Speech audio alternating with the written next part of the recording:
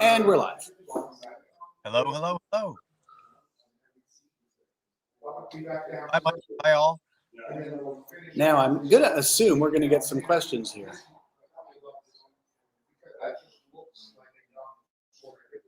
Well, so far, no.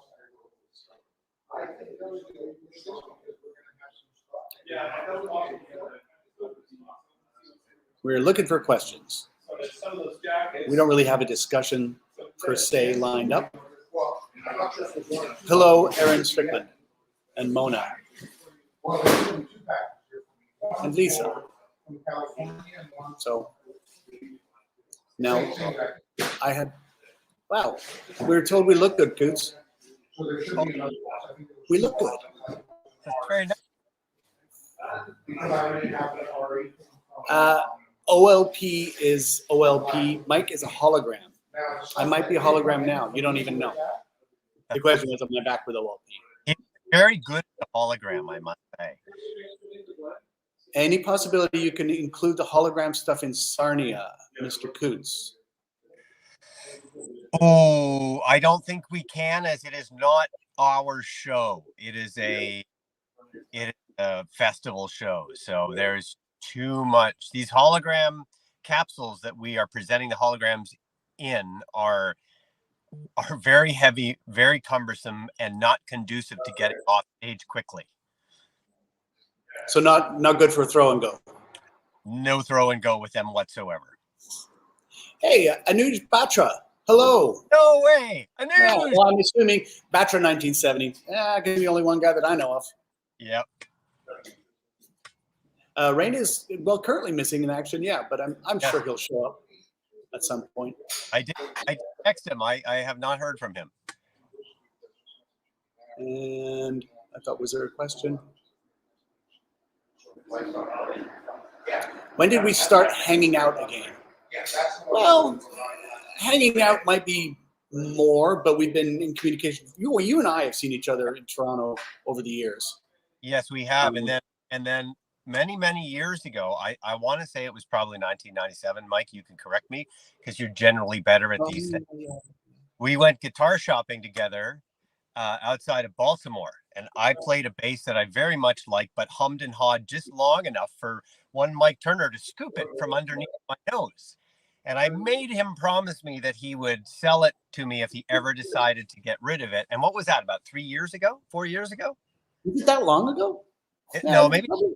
It's all blurring together the last few years, obviously. Yeah, pre-pandemic. So it has to be at least 3 years. Wow. And so we had been keeping in touch, but we really reconnected over that. And he graciously brought me down to see his Flying Squirrel Motorcycles operation, and we just connected over that. And now there's 3. Mr. Maida. What's up, fellas? How are you? What did I miss? Pleasant greetings. And I missed anything exciting? Just a story how we were reconnecting. That's it.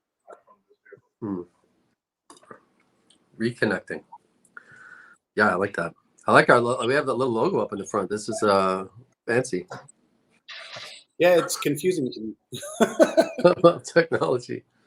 Are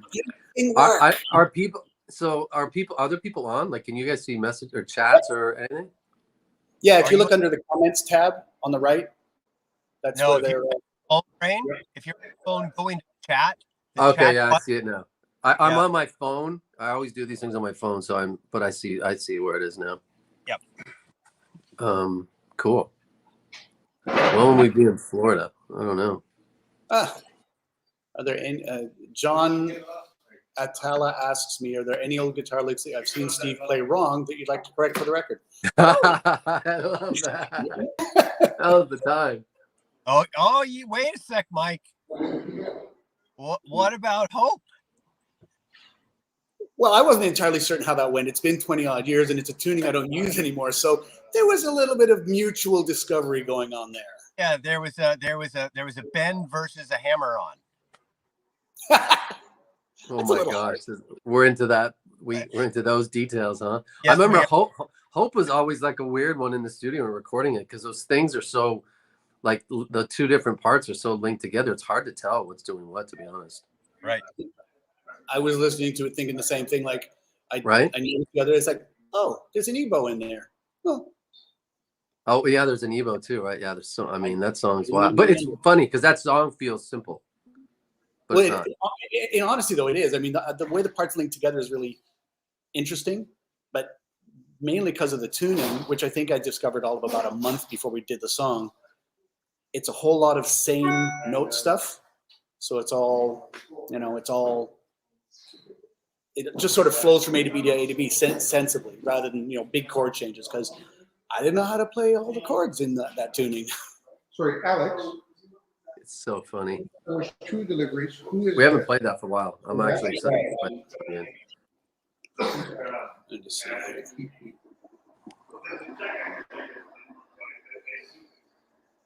I'm just trying to read through these messages. Lots of Americans. I mean, I feel bad. We're trying to get this thing down to the U.S. in the fall. Just from this view. And that would have just come Now, through. there are plans to hit the East Coast here. Raine, am I correct about that? Say that again. There are some loose plans to hit the East Coast later in the year, correct? I think that's the same thing. Like the U.S. and East Coast will be the same one because it's the problem that probably people are just catching on to is the hologram stuff is really challenging. I've always been a challenge, guys. What can I tell you? I mean, Mike saw them. These things are huge. Like they're like, I don't know, they're bigger than a fridge. They're heavier than a fridge. We're bringing 3 of them. Yeah, all 500 pounds. Yeah, they're 500 pounds. Yeah, so I can like barely lift it. Yeah, I have to help him. 500 pounds. I've gained a little weight. Yeah, but it's hopefully this goes really well and they don't break. I say that like knocking on wood. Don't even say it, man. I know, but if all things go according to plan, then yeah, we'll just continue this thing. And I'm assuming that they will. And the technology's awesome, and they're going to survive the road and all those good things.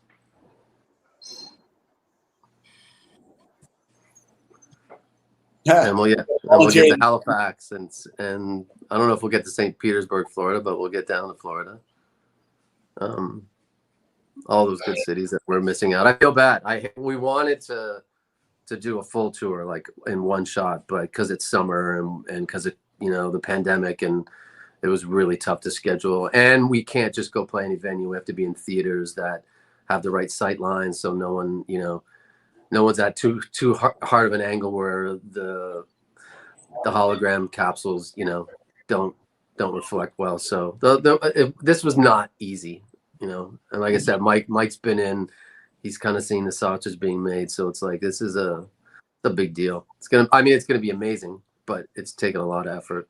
Yeah, and guys, I got to say, I love the fact that it's ambitious and it's trying to maybe not redefine, but open the curbs of what the live presentation is, going a little more theatrical. Yeah. And there's more. You can approach different content. I mean, I guess it reminds me in a way. Remember on the Clumsy tour when we did the little short films? Yeah. Yep. We were trying to be a little more theatrical. I think this is a logical follow on from that. Yeah. Yeah, and I think the stuff, even going back to like Spiritual Machines 1, Mike, like being able, like all those little sound bites and interstitials that Ray did for that album were all interesting, and most of them or all of them came true. The ones that he's talking about, like in his new upcoming book and on Spiritual Machines 2, I think it's important at this point to like have, like what we're able to do now is give Ray more time. Obviously can't be there like on the road with us, but he is going to be there. He's going to be contributing into some of these concepts. Yeah, like it'll feel. I mean, obviously it's going to feel like it's there a little bit more theater, but just conceptually, like I kind of look at it. I guess my hope is, besides all the cool rock stuff that we're doing, including with you, like with Ray, people will walk away thinking, kind of like when you see a good movie and you want to go have a beer with your buddies or sit with your wife and have a glass of wine and almost like discuss it or dissect it, right? I think some of this stuff, because Ray's able to expand a little bit on some of these concepts that he's talked about for 20 years, like maybe people walk away having conversations about like UBI? Like, is that something we should consider? He thinks it's going to happen. Obviously, singularity is a big question that's out there, and the legalities of that, and everything surrounding on the periphery of when you can't tell the difference between a human and a machine. Climate change, like these are big concepts that we should be discussing anyway, and hopefully Ray ignites that.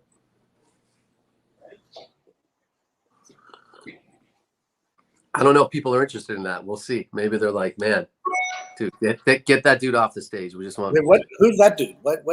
Yeah. And, yeah, right. to sort of jump off of that and answer the question, yes, we would be playing lots of old material as well. Yeah, music, everyone's going to be taken care of. They're going to get more than they ever bargained for, including, Mike being with us. But on the other side, the dialogue, that's what I'm kind of like jazzed about. I think everyone's going to walk away thinking that was the best rock concert they've seen in a long time. But will people care about, the Ray stuff and talking to Molly? Like, everyone's lived with that thing for Molly, right? Like, as a hidden track for how long have they? Yeah, how many times have you had people say, "She woke me up. I fell asleep after the record, and then shocked out of sleep by Molly."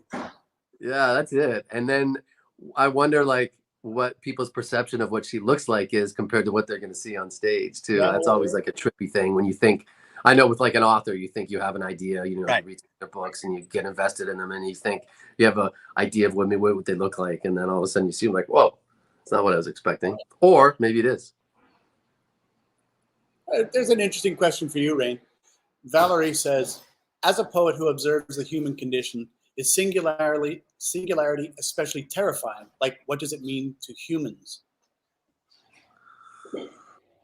Yeah, I mean, I'm definitely, I don't feel like it's scorched earth. I don't feel like it's like this dystopian future because machines, have essentially consciousness. But I don't think it's like with all technology, right? There's always a downside to technology. So we haven't seen that yet because these things haven't really come online in that form. But definitely apprehensive about getting it right for the first little while. Could be kind of scary. And then I don't know what the poet component of that. I mean, I don't know. I don't want an AI writing a song, really. I mean, maybe they write better songs than we do, but that's no fun. It's not really good for you guys. You know what I mean? Like, I know they can beat us in chess and checkers and everything, but still, it's not fun.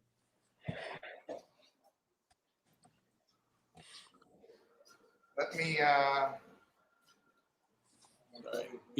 Somebody's saying my 12-year-old is reading The Age of Spiritual Machines to get ready. He's really interested in singularity and what Ray will introduce at 12. Oh, good. I hope bring them backstage. Right. Yeah, bring them backstage. Maybe they can explain it to me. I guess we're kind of just moderating ourselves here, right? Out of here. Oh my God. Yeah. Someone's mentioning Out of Here, Mike. That's hilarious. Are you going to a remake of it? No, I think it's fine where it is. Yeah, or can we actually get rid of at least the video? Hey, come on, my hair. My God, what were we thinking? Or what was I thinking? Yeah, what were you thinking? Hey, Mitch Joel. Love Mitch. Mitch. It was your birthday the other day, Mitch. Sorry I didn't say anything on Facebook, but I'm out here in the real world doing real things. So happy birthday, buddy. And to Chris, yes, I can say I'm excited to go back to the Key again. It's been a very long time since we played there. I don't remember what that place looks like. I know it's hot and sweaty, right? Kind of like a boathouse with a yeah, that's right. Really tall stage, as I remember from 1,000 years ago.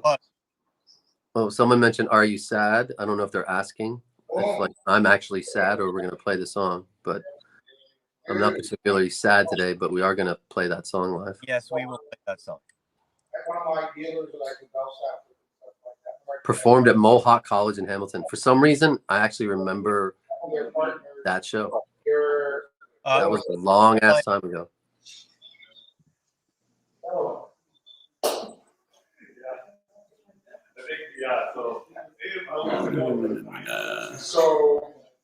Another Discord shout out. I don't know what Discord is. Yeah, Discord's interesting. It's kind of it's a cool thing that, along with with kind of this Web3 component is really cool. And there's, for someone asking, there's going to be digital assets and collectibles at the show, including something that's I think is really cool. We're doing a raffle, so it's like a $10 or $5 buy-in every show every night, and at the end of the night, someone's going to win the VIP, which is like probably, I don't know, worth like $600 or $700. So, and that raffle, that donation goes to Unite with Ukraine. So I think that it's an amazing cause, really small buy-in, and someone gets a huge win at the end of the night. So hopefully people participate. We actually have a soldier from Ukraine as a I don't want to give too much away, but we have a soldier from Ukraine who recorded a hologram from the field, just saying thanks for supporting, how much they need the money. The money goes directly to Bulletproof Vests to protect these called defenders. Like they're actually civilians that are acting as soldiers, kind of protecting their community. So really worthwhile cause. So I hope everyone can afford, $10 when they're at the show and donate. What does VIP include? What does it include? I mean, it's like hologram, like really cool hologram stuff that you're not going to see on stage. A bag full of good shit. I don't know. A picture, hang out with us. I don't know. It's a meet and greet. Meet and greet, yeah. Meet and greet with pictures, sort of behind the scenes with the holograms. So the holograms up close. I believe an exclusive poster, an exclusive laminate. Isn't the cool thing, Coutts, you're able to like pick, like Mike recorded a little thing. I'm recording one on Friday. I don't know if you did it, Duncan. Ollie, the artist behind Spiritual Machines 1 and 2, like he recorded something. Hold on. He hasn't. He hasn't? No, and not sure about that. Oh man. But and if so don't make promises we can't keep. So, but the intention is so that you will be able to go up and have an interactive moment with the holograms if we can set the technology up correctly, so that you can choose different things to view, and either have your picture with that, have your picture with us. So it'll sort of behind the scenes with the holograms. And if all goes to plan, then there will be lots of things to choose from. Yeah, we got to. I mean, Ollie. Okay, Ollie. When we spoke, he was down to do it. So hopefully he comes. There have been some hurdles. What's that? There have been hurdles, and hopefully hurdles will get. Ollie is a true artist, man. I have a mad respect for his artistry.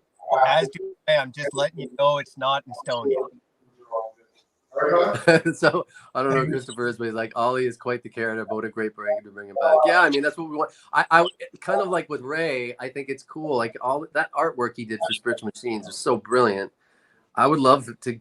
I don't know if we ever asked him. I don't know if you did, Mike. Like I just would love to know the inspiration and some thoughts behind it all. I hope he does it. And Austin, I don't think we're correct me wrong, but I don't think we're going to have the ability to. That's me. But the intention is to do more shows later in the year or the beginning of next year, sometime in that time frame. Who said we get Julie on piano? Someone said that. Have they seen something? What? Like these things are flipping by so quickly, I can't read them all. But I saw Julie at piano. That's all I saw, and then it went away. There's a possibility we may get some Julie on piano. Yep. With the original. Yep. Not Duncan. Not with me trying to copy Sarah. You know what's really strange coincidence, guys? What's that? Sarah just moved, but before she moved, she lived across the street from me. No way. Told me that. Yeah. That's amazing. What are the chances? Where does she? So she must be out of the city, right? Because she said she had to come in. She moved out of the city. Up towards Uxbridge or somewhere up that way. She didn't mention. Yeah, that's it, Coutts. Give everyone the address, man. No, somewhere. 1477 Uxbridge. I hope she's okay. There was a big storm through there the other day. Yeah, I was everywhere on the East Coast. when I went through it, and it went from 28 degrees to 17 degrees in about 15 minutes. Yeah. And I thought the car was going to get flipped over. It was Yeah, ridiculously intense. At least you're in your car, not on your motorcycle, right?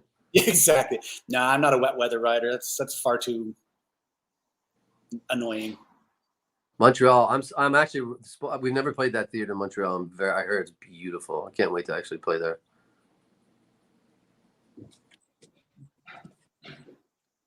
Have we talked about any of the shows that you might just show up in person, Mike, or we're going to keep that a secret still, right? I think we were keeping that secret. Yeah, that's a secret.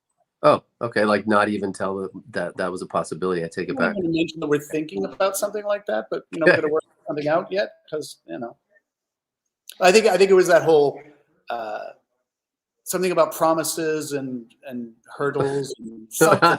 Yeah. God, I love the artistry in Mike Turner.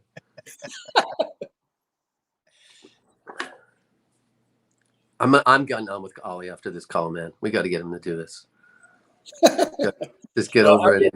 Tell my people, we'll negotiate something. He's so funny. Yeah, there's Mitch. You can text Mitch and personally let him know what's up with that. What OLP song do I miss playing most? Honestly, I don't know. I think there was, because we toured so intensely when I was in the band. Everything we were going to play, we probably played as much or more than we would ever really voluntarily do. You know what I mean? But I think I miss the way OLP's fans are more than anything. I was lucky enough with Crash Karma. We made a lot of other connections there and had a lot of fun with that band. But there was something special in that era that was really the whole experience, not one song. So. Yeah, it's funny. I kind of when I think back on those days, like some of the highlights for me always live, because it was like you're right. It was so intense. Like the first 10 years were just, I hardly remember it, right? But yeah. I remember Carnival was always a standout. Like playing that, the vibe of it on stage, and we certainly, I don't think we've ever played it since. It's been a long time. Very rarely, maybe a handful. And I also remember, I think another highlight was always when we did, and it was just that one or two tours, but when Jamie was out with us and we would do Teardrop, that's always like a huge highlight for me. Yeah. That I miss. Only because we never, we didn't used to always have piano. So when you would play it on piano, I'd be like, oh my God, piano's so beautiful. Yeah. Yeah, we haven't played Dirty Walls in a long time. Oh my God. Not a long time. Len Bessinger. Len. All the names from the past. That's amazing. Hello, Len. Don't people work? Don't people have jobs? I know. You know what? They're all on their phones at work. Right. Everyone's at work, but I'm the GM here right now, so yeah, I'll talk to the boss. Oh wait, I am the boss. Okay, never mind. Yeah, you can be on a Zoom and tuning into something else at the same time now, and no one else knows. Yeah, upside to the pandemic, people have learned to multitask in a really subtle fashion. I know, right? Including personalities on television. Mm-hmm. Mm-hmm. Not so subtle sometimes.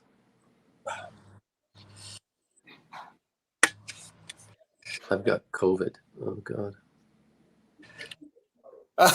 What possessed you guys to play the set you did at Woodstock '99? I'm gonna take this. Yeah. Blind arrogance and youthful enthusiasm. The record wasn't even out. The bulk of what we played for the biggest crowd we had ever played for and likely ever would, nobody had heard most of it. Why wouldn't we do that? It's true. Yeah, it is kind of crazy when you think about it. Yeah. It occurred to me. I think I was talking to Coutts when you came by for the bass, and we were just reminiscing, and that was one where it's like, did we really do that? Like, yeah. We played the couple of hits, but the bulk was the new record that wasn't even out yet. Yeah. Wow. Oh well, you take some chances. Yeah, no regrets. Kind of like playing an unrecorded song on the Junos, which is another one we did, which was fun. What about when I think of you? Any of you guys watch that Woodstock doc? Yeah. I don't think any of us were surprised by that, right? I mean, I didn't like how they went after like I felt like they tried to make a scapegoat out of some of the music, like that music at that time. I think it was more like Oh, it was the logistics more than anything. Yeah, exactly. Like, yeah, Trap music has a certain bit of water. Right? Yeah. I mean, that was always my biggest take. Like water being so expensive back then. Yeah. No shade. No shade, tarmac, like no matter it could have been Lilith Fair, and I think people would have still started fires. Yeah, I mean, I remember going out the morning after because we went there the night before, right? And yeah. I remember going out the morning of just to have a little walk around and thinking it looked like a refugee camp. There was no trash being picked up. There's like drifts of trash. Yep. There was no shelter, no shade from the sun, and I remember thinking like, this is gonna go bad. Like people. Yeah, like someone saying Limp Bizkit did it. Like I don't like, that wasn't ripping or using that board to crowd surf. I mean, I don't. The funny thing is, I didn't know until watching that doc like that the Peppers probably shouldn't have played Fire. But I get why they did it now because it was an homage to Hendrix doing it at the original, right? So yeah. I didn't know that, but that was a big igniter, man. Playing that song really kind of sparked like all those fires being lit. So I think the Peppers are probably more to blame for anything if you're going to blame an artist, which you can't really, but more than Fred and Limp Bizkit. Yeah, and look, at that point it was sort of already sealed how angry and upset people were, right? And that is a product of being trapped and being treated inhumanely in what is supposed to be, the icon emblem of the hippie movement, the peace and love movement, right? Yeah. I mean, as someone just said, they went to a show and water was free. 100%. Like, how do we pay for water anyway? Like, how do we get there? We need Kurzweil to figure that out. Yeah, exactly. You got to remember though, Raine, how many times would we be doing summer festivals and they would have like fire hoses at the front? Right. Yeah, and exactly. The crowd were getting, roasted by the sun. I didn't see any of that kind of stuff that I remember at Woodstock. Yeah. There was no concessions to, they might be a little uncomfortable. Let's try to help them. Nothing. Which that much anger. I mean, that's to be expected. Yeah, for sure. Yeah, it's weird because our set was so much fun and like, it was peaceful. Like, didn't we go on after Willie Nelson or something? Like, it was just chill, beautiful day. Like, it was hot, but man, who knew it was? You and I had gonna blow up like that. What was that, Mike? I said you and I had different experiences that day. Oh, my in-ears were getting the other stage and people tuning guitars. I was like, oh well. That's hilarious. Yeah, I don't know if in-ears have come that far, to be honest. Unfortunately, but you're right about like the fact that you didn't see like all the hoses and trying to, they just weren't set up for it. Maybe they didn't know they were going to get that many people. Who knows? Huge oversight, obviously. Anyway, it was a bit of a bummer to see like, hey, a career highlight, cultural low point. Okay, cool, good, thanks, nice. Yeah, I know. Yeah, because I think we're kind of tied to that. Like I remember seeing our name amongst all those bands on one of those banners or something. In the documentary, I was like, I wish it felt better. Yeah. I wish it felt better. I wish we were in the mud with Green Day and Nine Inch Nails the one before. Yeah, but the fallout of that, sorry, we're devolving into remember wins, but I actually have a picture, a black and white picture that was actually shot on film. That's how long ago it was, of a show, and I want to say it was in like Minnesota or somewhere like that. And this is actually on the first record through this Coutts, but it was just after the mud version of Woodstock, and people were throwing mud because that was what you apparently did at a rock show. And the photo is hilarious because we're just spackled. There's just mud everywhere on the stage. And as I recall it, you, Raine, decided to challenge the audience because nobody had yet managed to hit the drummer. And I appreciate people to excel, but we had to be in the crossfire between the crowd and the drummer. I'm sure I was too. I was probably not my best moment. Oh, it was hilarious. And you know what I mean? Whatever. It was funny. But Woodstock, what a thing. Someone's asking about the show. Yeah, so this Wonderful Future tour, it is 2 acts with an intermission, which means like 25 songs, which is the most we played in a long ass time. Yeah, and an intermission with that's not boring. Like there'll be, if you want to go out and grab a drink or buy a hoodie, you can do that, but there'll be stuff happening during intermission too with the holograms, which is cool.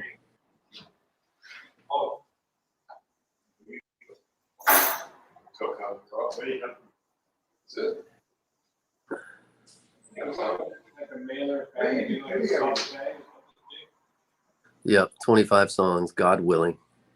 Couldn't do it today. Yeah, how's your voice, Raine? Not good, man. Like, listen to it. Like, I haven't done anything, but I don't have a voice. I have, just for people who don't know, I got COVID for the second time about 5 weeks ago, and I don't know what's happening. This is way worse than the first time, and I've been vaccinated and had a booster and all that shit. I'm not doing well. It's weird. I mean, I don't feel sick, but I have definitely have sinus stuff, and yeah, sounds rough, man. It's just rough. It's just like this every day. I just wake up and it's like this, and you think, like after a show, it's like this, but then it gets better and warms up, and it, you know, you get glum out and stuff. This is not that. I don't know what it is. Not good. Nope. Have you gotten COVID, Mike? Nope. I feel like I'm a pitcher in the 9th inning on a no-hitter. Because I'm public facing here, and it's just like, no. Actually, I still generally wear a mask, just because I'm so used to it. I forget that I'm wearing it. It'll be funny. I'll get home and I'll take off my helmet, and Karen will be like, "You can take off the mask that I was wearing under my helmet." I've just become so habituated to it. It doesn't bother me, so all good. Yeah. Matter of fact, I think about it, and it's like, you remember, especially when you're touring in fly dates and stuff, somebody was always sick. But since COVID and all of the, caution around that, I haven't even had a cold in 3 years. Yeah. That's true. I'm not going to complain about it. Well, hopefully you get better and get all prepped. It's a couple of weeks now, right? I know. Yeah, and it's not like I'm sick. It's just a couple little things, but unfortunately one of them's my throat or whatever's going on, in my neck. Not good, so. We have a couple of volunteers to sing on. Yeah, I'm seeing that. Good. Send me your demos. And, see, this is where the hologram is good. I know, right? I should have actually done the whole set just in case as a hologram. Kind of like Matt Cameron being out for Pearl Jam, and they were having drummers come in. Yeah. Who was coming in? Josh Klinghoffer played a few songs, and then they actually took submissions from the 10 Club, their fan club, and there are these guys who could really play. So, Klinghoffer, he's a guitarist, no? Yeah, he is, but I guess he's multi-instrumentalist. He was hanging. It sounded pretty good. I saw. No way. Yeah. I don't like that guy. Can't be that talented. Yeah, That's crazy. Yeah, you weren't there the day that I walked in the studio and Jamie was playing drums. I was like, oh my God, Jared's playing differently today. It was Jamie. Yeah, that guy. Yeah, Klinghoffer's a talented dude, man. Yeah, he's crazy. I saw him play with PJ Harvey here in LA, and it was, unfortunately, like she's one of my idols, but he kind of stole the show. And maybe if I was her, I would have had to talk with him afterwards and been like, yo, like, remember that it's like my name's on the t-shirt? Because but it's just natural for him. Like, he's so talented, and that guitar is such a part of it. Sorry, the joys of downtown Toronto here. Well, we did a half hour, guys. All right. Did we answer every question? I think we answered every question, so I think we did pretty good. Absolutely. Yeah. Check the transcript, kids. Oh, someone's saying he steals the show when he opens for PG's. I didn't know that Klinghoffer did solo shows with PJ Harvey. That's cool. That's so sick. Yeah. So all you US folks, we will see you down there. be patient. Let's get through the summer safe, Yep. and we'll see you in the fall. And you two, we'll do this again, I'm sure. Amazing. Yeah. Want to have a Thanks, Scott. lovely rest of your day. Yeah. You All right, guys. Yeah. Have a good day. All We'll right. talk to you guys soon. I'll see you two soon. See you guys. Bye.